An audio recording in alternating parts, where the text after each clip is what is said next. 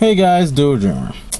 So, around like 4 or 3 hours prior to Raw going on the air, we found out that Daniel Bryan was not going to be able to work the Money in the Bank pay-per-view or special show or whatever WWE calls their big shows now. But he's not going to be able to because of doctor's orders. I don't think he's recovering fast enough, or the way WWE hoped, or everyone hoped, or even Daniel Bryan has hoped.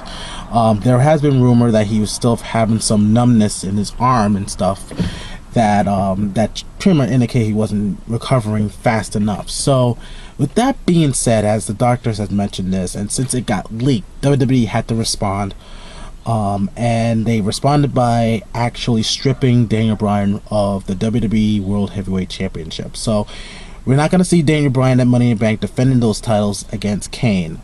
What we are going to see now is, for the first time in the history of WWE, Money in the Bank ladder match for the WWE World Heavyweight Championship. And I think that is a great idea instead of doing the briefcase thing. I think this is actually a really great idea for WWE to do this, to crown a new WWE World Heavyweight champion, instead of doing like a battle royal type thing. I think this is gonna actually make people want to watch this pay-per-view. But before I get into the pay-per-view itself and that main event, I do want to talk about Daniel Bryan. Now, I know a lot of fans out there, especially IWC and YWC, who were complaining about how WWE is booking Daniel Bryan for the past almost going on a year now since he first won the WWE Championship at SummerSlam from John Cena. It does kind of show the way they were handling the situation ever since they found out that he had to get neck surgery after Extreme Rules, that WWE was buying him some time. I don't know if people have noticed that, but they were actually buying him some time because they didn't know what the timetables was, or how severe the injury was, or how much time he needed to recover. But they were really actually buying Daniel Bryan time to recover, and also to see if he's able to compete at Money in the Bank. So I would give WWE credit, and it does show that they do have faith in Daniel Bryan. They're not purposely like trying to screw Daniel Bryan, as a lot of people like to say. But if they didn't have that much faith in Daniel Bryan, they would have took the belt from him a long time ago. And I think that's something people need to understand, that they would have taken the belt a long time ago, ever since they found out he needed to get neck surgery and stuff like that. But they were really buying him time, so that way they can get the official answer if he could compete at Money in the Bank or whatnot. And from what I've heard, the person responsible for this type of storyline for Daniel Bryan and the whole saga between him and Stephanie McMahon and Brie Bella was none other than Vince McMahon himself. So that kind of shows that Vince McMahon was actually trying to buy time, because I guess he does want Daniel Bryan as the champion. But unfortunately, because of the injury, you guys, we need a champion.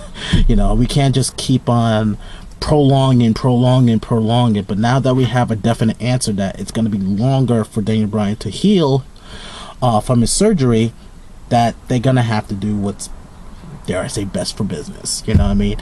And I really think that the idea to crown a new WWE World Heavyweight Championship is through the Money in the Bank ladder match. I think that is a great idea.